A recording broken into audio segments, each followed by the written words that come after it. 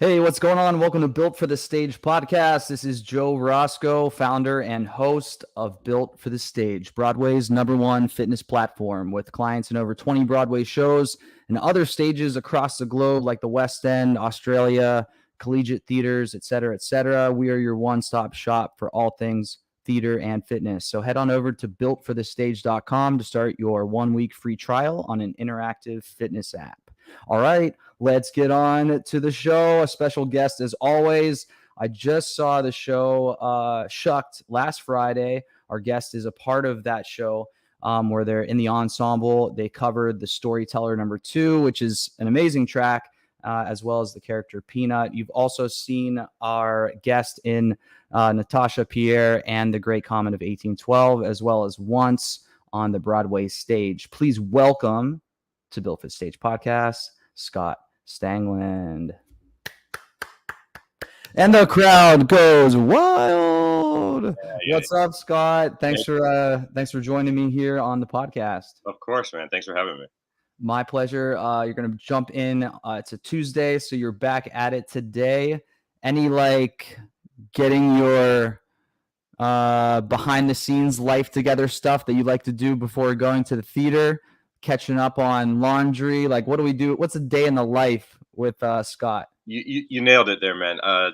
We only have the one day off, Monday, and that extends into most of Tuesday until we go back tonight. And that is just I'm still finding the balance between work and life, but that's pretty much all I try to do is laundry, errands around the neighborhood, and I try not to go into Manhattan if I don't have to. Right. Stick around. All right. Well, before we jump on the hot seat, like I told you we would, that's a great topic that oftentimes I speak to with my friends, clients, actors, so on and so forth. That balance of my job is so taxing. I only get one day off and I'm so tired, but yet I want to live my life, but yet I got things to do. So how have you been going through that process of finding that balance? I'm still going through it. I'm still trying to find it. So we happened to open around a time that the Tonys were coming up, right? So I have opened a Broadway show before, but at a different time of the year. So this one was unique in that the ramp up to opening is always really busy. You never leave the theater. But in addition to opening, the following weeks were this ramp up to the Tony Awards, which was more TV appearances, more rehearsal to change different choreo for those appearances. And we just kept never leaving the theater.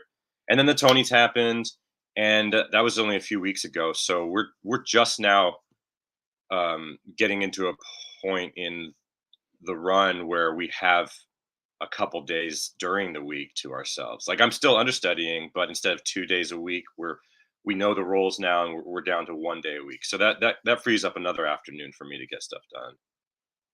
Gotcha. All right. Well, happy laundry day to you, and I hope you have a great Tuesday night show tonight. All right, let's jump on the hot seat. Let's have some fun.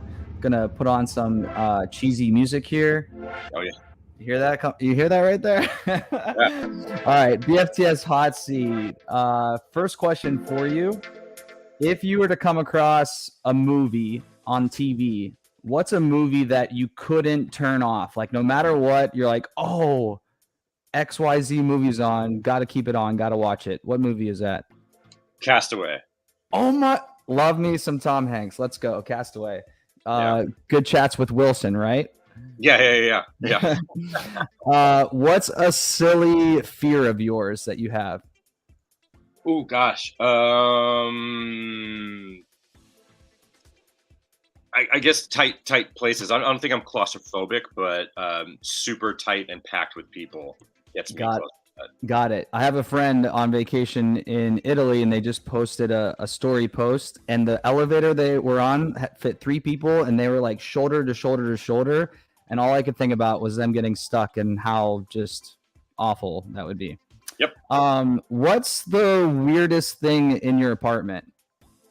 The weirdest thing in my apartment? Yeah. What's the weirdest thing? Oh, weird is a subjective term, man. Whatever that is to you. I don't know many people who have this I'm building a model boat. Amazing. Okay, so we'll go with unique. That's the most unique thing. Oh, that brings me back. My dad and we had a little like season in life where we would do like cars. We did like a spaceship. I don't know if we ever did a boat though. That's cool. What kind of is it? Is it a pirate ship? Is it a naval boat? What kind of boat is it? This one's going to be, I've already done, the pandemic opened all kinds of stuff like this, but I did a two-masted schooner, and this one's going to be like a fishing trawler boat. This is the cabin for that. It's supposed to go. Okay. And then when you're done, are you painting it and stuff? I'll probably do that, yeah. But it's a slow process. It's wood and glue and Yeah. Very therapeutic, I'm sure, right? That's why I started it during the pandemic. I needed something. Yeah. All right. Scott's a great name, but if you were able to rename yourself another first name, what name would you pick? Oh man. My parents said that they expected a girl when not that they found out or anything, and nor did they want. They just thought, I think it's going to be a girl after my brother. So and they'd already named me Madeline. Madeline. All right. That's a good name. Okay, cool. All right. So last question on the hot seat, and then we'll hop off. Yeah, let's go with this one. So you have a time machine, and you can go to any decade and any place. Where are you going to go? Say it again. Any time, any place? Yeah, any decade, like 20s, 30s, 40s, etc., and any like place in the world during that time period. I would love to see how my grandparents met. Apparently, they met in a MASH tent that my grandma was running, and he was a wounded soldier in World War II in like northwest France after the D-Day. Okay, so they essentially lived a movie, basically. Yeah. That's the stories I've been told. Amazing. Okay, cool. All right, congratulations, Scott. You're off the hot seat. So we shook it loose a bit there. Gonna get down to business now. I saw you played guitar, bass. You play bass? I've played bass before. I wouldn't call myself a bass player, but I've picked it up for a show here and there. You dabbled? I dabbled in bass. Yeah. Okay, nice. Would you say the singing, the acting, what came first as far as like arts for you? Acting definitely came first, but before acting, it was music. I've always been playing. I've played piano my whole life, and that was very private.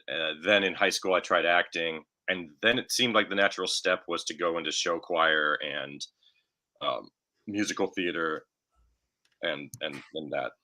So, got it. Who influenced that on you, or was that just naturally like, oh, this is what I'm interested in. I want to partake in this. I feel like my choir director at the time who led the show choir was influential, but you see people in movies and stuff like Gene Kelly, and you go, well, that's a song and dance man. I guess that's what that kind of performing is. Yeah. So yeah. Okay, cool. Popular cultural icons. Yeah. Gene Kelly was a big one for me growing up. Gene Kelly, Frank Sinatra, for sure. All right. And then when did you transition to say like, oh, I think I want to take this seriously. Like, I think I want to make a thing of this career-wise. So I went to college for a trumpet scholarship. I kept music going in my life. And halfway through my freshman year, I was taking a dramatic interpretation class, like for lit or theater credit. And like I said, I did it in high school. And that teacher really grabbed me and was like, you're good at this. Do you want to do this? And I was like, well, I already got to do this thing in music. I got to play trumpet. And he was like, well, we can transfer your scholarship. So I did that. And ever since, I've just been focusing on acting. Nice. Went straight into grad school after that because of the momentum of being an actor. And yeah.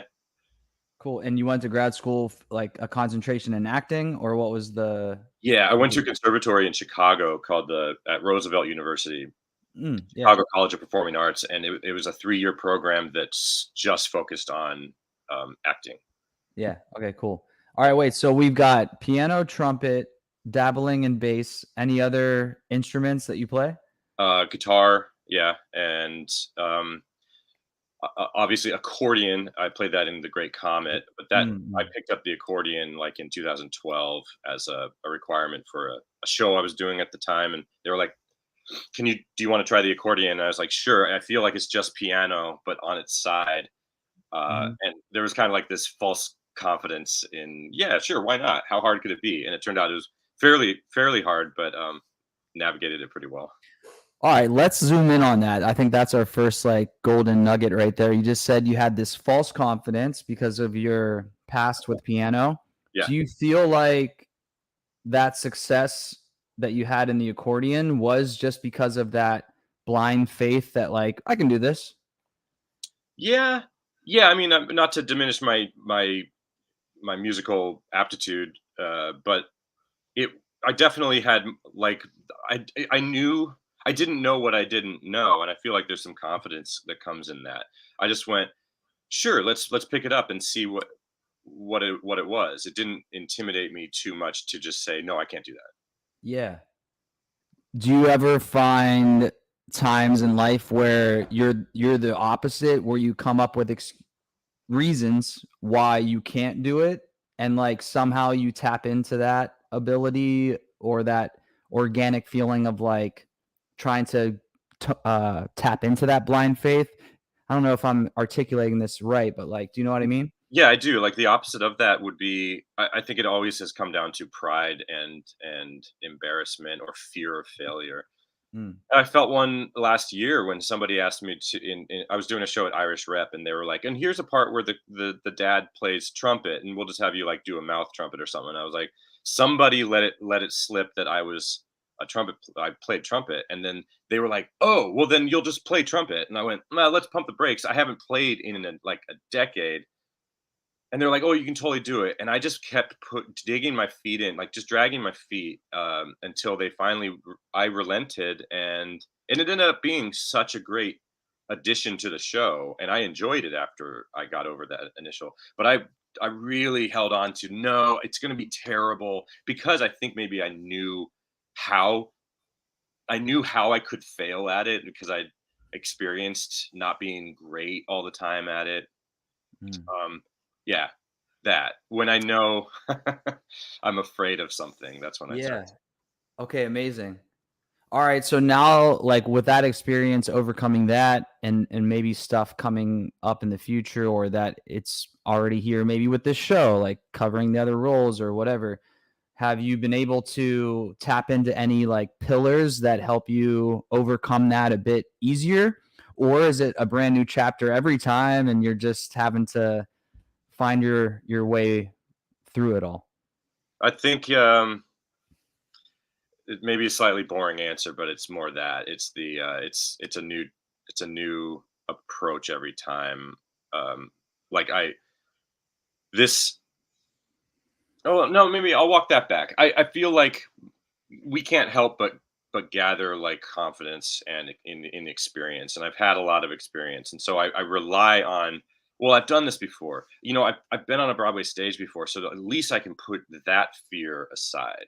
Hmm. It doesn't go completely away, it's always a little bit nerve-wracking, but i don't I don't have to hyperfixate on it. And um yeah, I think it's a take it one step at a time kind of thing. Yeah, I love what you just said there. Like, okay, the macro, you might have a bit of fear or tentative nature right now, but the micro, you had said in that specific example that I had been on the Broadway stage before. So, like, I think that's a great thing for our listeners of like, okay, the overcompassing thought might be freaking you out right now, but how can I break this down into smaller pieces and see of these smaller pieces, what am I actually, oh, I'm actually pretty good at that or this or so on. So, Yeah. love what you just said there. There's power in repetition. Like the confidence comes through reps. I love that you just said that. Yeah, absolutely. I wholeheartedly agree. I've started adding meditation into my pre-show ritual um, to manage a new facet of this career. I'd never really experienced anxiety before, but I think post-pandemic world thing like work schedule, everything was starting to pile up, and I just needed a way to kind of like press the release valve. And that to me has been this like breath work, mindfulness before the show. And what you said, it's like seeing something that you might be worried about and just going, okay, that's there. You you can't do anything about it. Just see that it's there, and then Yeah. I think the pandemic in that way has been a challenge for so many people where in the industry, because there was that dead stop, and then when it was time to pick up again, everyone has the knowledge of how hard the career is and what it takes and what you have to put yourself through. Mhm. And the pandemic put a halt to that. So then when things started to open up again, everyone had the, oh, I have to like uh volunteer again to put myself through this process, and not only put it through the process again, but now there's like little different new elements, like a lot more self-taping and yada yada yada. Yeah, yeah, yeah. I actually I might be one of the outliers on the whole self tape thing. I think I've I've loved every second. I mean, I don't have to go into a casting office, weather the train. I already have as like a semi, on the side filmmaker or editor and stuff. I like have some equipment and some lighting. I like it's like a chance to make a little movie every Mm, time I get an audition. I've enjoyed that aspect. I know not everybody has the resources or the know-how. I was a bit it was a bit in my advantage to get to send off my best take, and I'm in control of that. yeah. So I've enjoyed that. I know that not everybody has. Okay, we stumbled into something there. When did this all happen? Like the filmmaking, the cinematography or editing? Like when did you get into that? That's actually what I wanted to do. I know we've been talking about theater and my path in that through school, but when I went to college and I was started to major in acting, I never really thought I would go on to grad school for it. I thought I wanted to be a movie producer slash director, and I wanted to go to a school that had a film program after I graduated.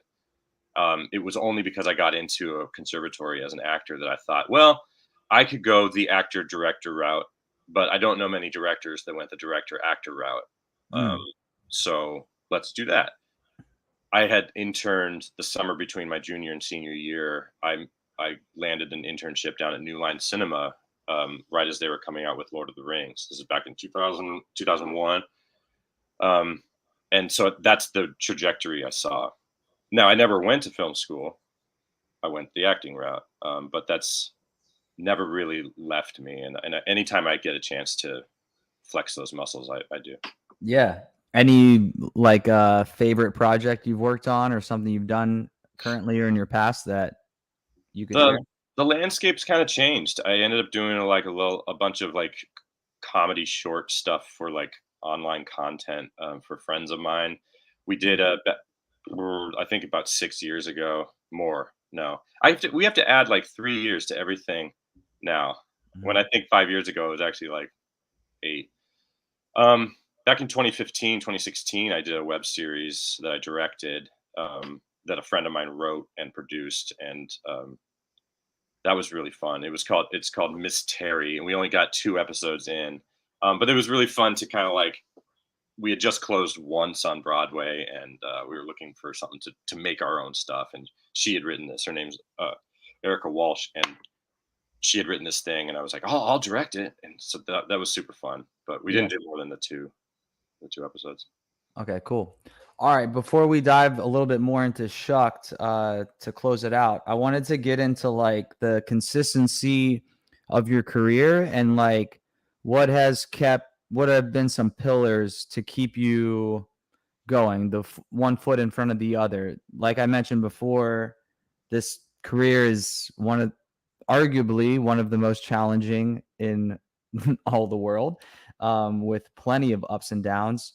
So, yeah, how do you ride your waves of the ups and the waves of falling off the wave on the downs? Like, what's been something that's kept you going, whether it's a person, a habit, things like that?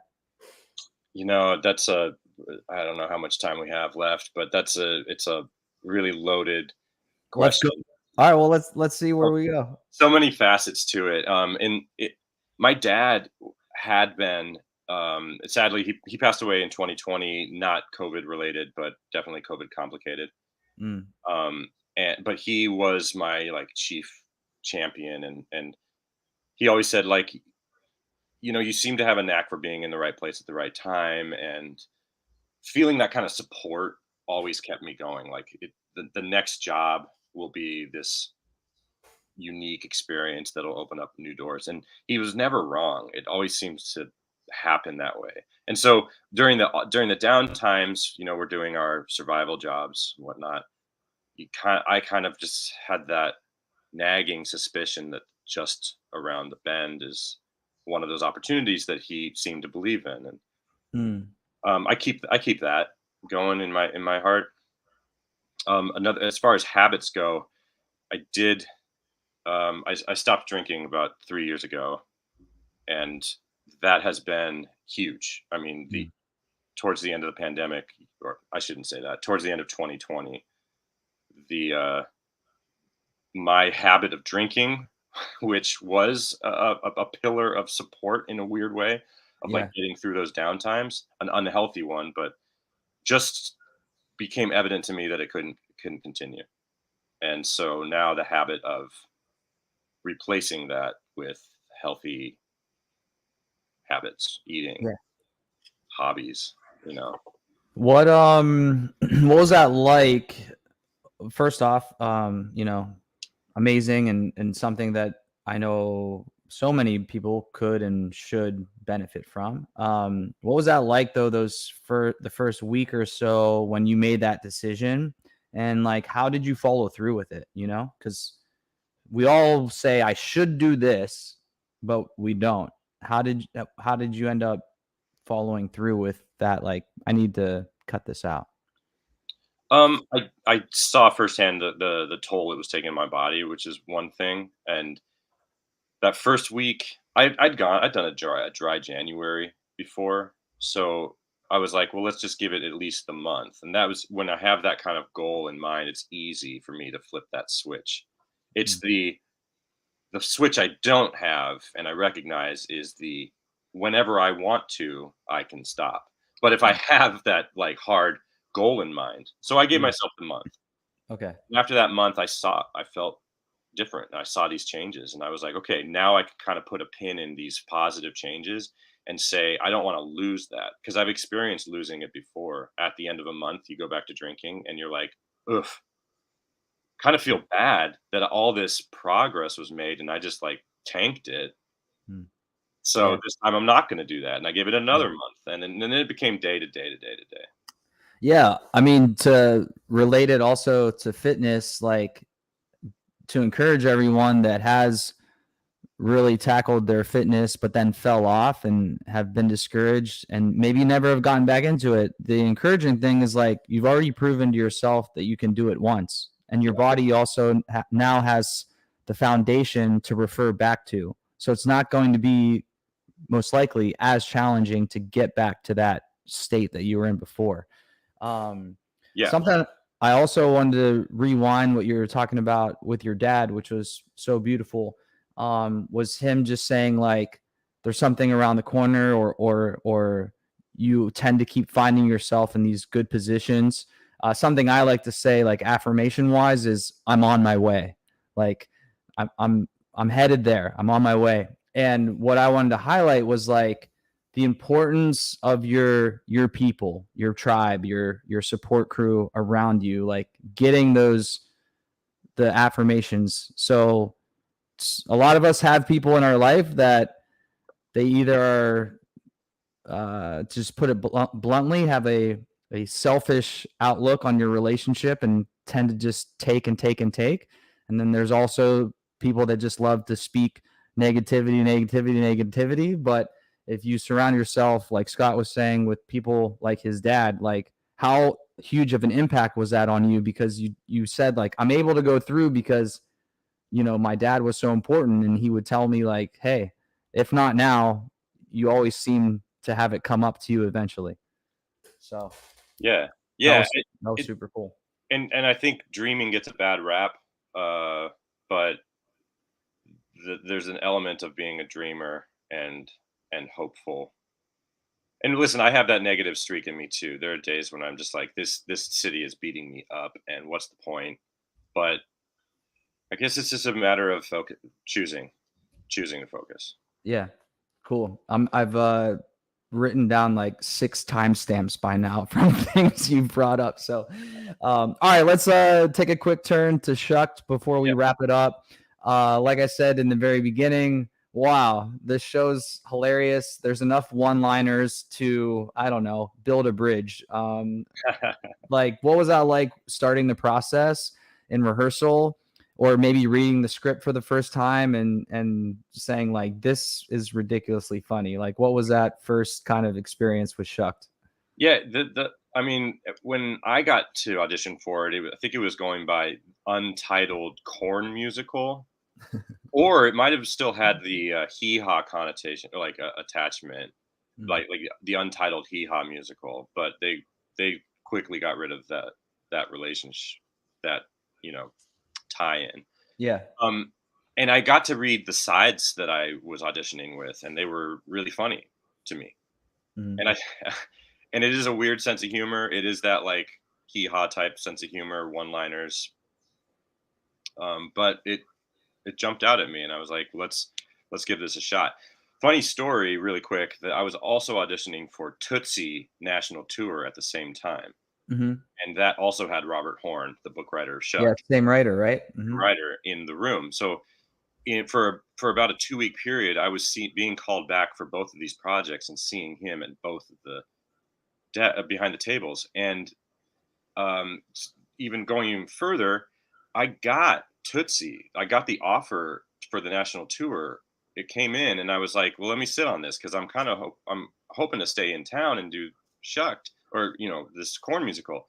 My agents were like, okay, well, I don't know." And sure enough, that offer came in, and I could tell they were like, "Please please do the tour. It's going to pay better. It's not an ensemble role; it's a principal role." And I sat on it, and I was like, my gut is telling me to stay in town and do this new musical. And the biggest affirmation I've ever gotten, Joe, was that uh, I think like a month later, even with the pandemic, this is before the pandemic was even a hint in our mind, like even hinted at. Um, it turned out that the entire tour, the national tour of Tootsie, all the contracts were taken back, and it went non-equity. Mm. So if I had accepted that, then this wouldn't have been open to me. So whatever my gut was telling me, I felt like the good move, even though Robert was like, you really made. I'm glad we have you, but like that director wasn't really pleased with me or you because my show Shucked took you from that tour. Anyway, Yeah. No, amazing story. And kind of like you said earlier about like the dreamer thing of like sometimes people, I don't know, making it out to be a cliche or whatever. yeah, Same thing with like our intuition. So oftentimes, like if we just could tap into our intuition and just be like, you know what, like this is how I'm feeling, and there's a reason I'm feeling this way, and that's what I'm gonna go with. right, right. Um, And I don't want to poo-poo Tootsie or anything, or that opportunity.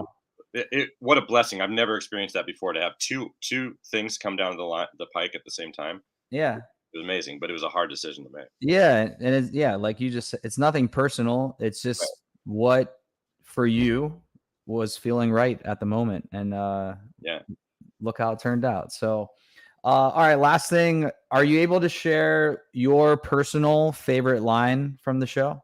Like one of your, like the ones that you just, every time it's said by whichever character, it By which just, character? Uh, yeah. selfishly, I have I have a favorite line of mine I get to say every night. It seems to get a bunch of people say it's that this may be the expired methamphetamines talking, but thanks for saving the corn. I enjoy that. Yeah. And when Robert gave me that line, I was really, really pleased. But I think Mhm. my favorite line is one of Peanuts. I mean, there's a bunch of one-liners in his little monologues, um, but yeah, I don't know them as a whole because I got to do it. I got to go on as Peanut. Yeah. saying those is probably the closest thing I'll ever feel like being a stand-up comedian, because you just get to say, "Hey, I think this," and then the audience laughs, and yeah, it's awesome. Amazing. All right, Scott, thanks for your time. Thanks for sharing your story with us. I appreciate you being on the podcast. Thank you so much, man. This was a lot of fun. My pleasure. All right, everyone. Scott Stangland there. You can follow him on Instagram. It's plain and simple. His name, amazing branding. I'm going to put that in the description of this episode. So make sure you give Scott a follow on Insta and go run and see Shucked. It is as funny as we're making it out to be. Trust me. If you want a night of laughter and just a light, enjoyable night, Shucked is the place to be. I'm Joe Roscoe. I build for the stage. Actors are athletes. Train like one. Later.